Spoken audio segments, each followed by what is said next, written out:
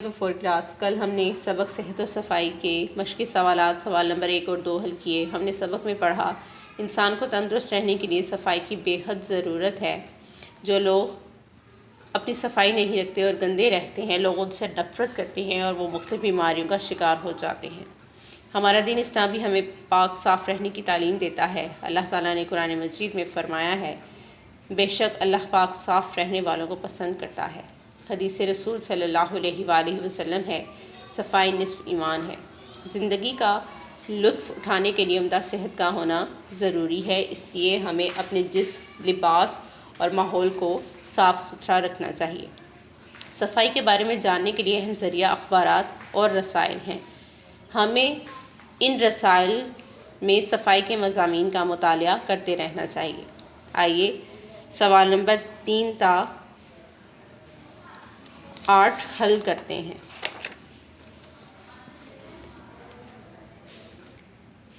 سوال نمبر 3، خالی جگہ پر کریں۔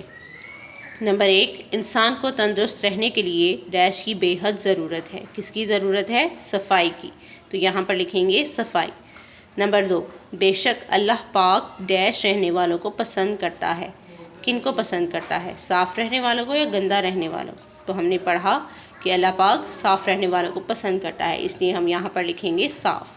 نمبر 3، ہر روز ڈیش سے نہانا چاہیے، صابن سے۔ نمبر 4، صفائی کے بارے میں جاننے کا اہم ذریعہ ڈیش ہے۔ کون سا ذریعہ ہے؟ اخبارات۔ نمبر 5، ہر طالب علم کو ڈیش کا مطالعہ ضرور کرنا چاہیے۔ کس کا مطالعہ کرنا چاہیے؟ رسائل کا۔ نیکسٹ دیکھیں کلاس، یاد رکھیے صحت و صفائی کا خیال رکھنا ہر مسلمان کا فرض ہے۔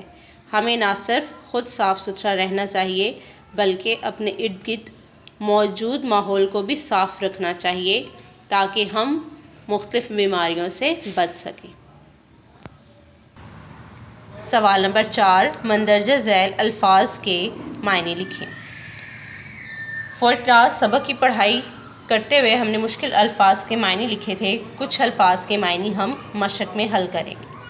الفاظ معنی: تندرست، صحت مند، ذریعہ، وسیلہ، نصف، آدھا، عزت، احترام، نفرت، ناپسند، وباؤں، موسمی بیماریوں، دین اسلام، مسلمانوں کا دین، اشیاء، چیزیں، بے پرواہ، بے فکر، چاق و چوبند، چست۔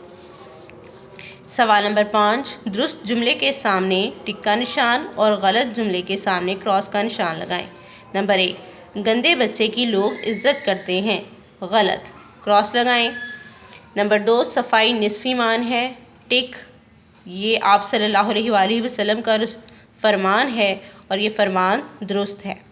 نمبر 3، ہمیں کبھی کبھی اپنے لباس کو صاف ستھرا رکھنا چاہیے، غلط، ہمیں ہمیشہ اپنے لباس کو صاف ستھرا رکھنا چاہیے۔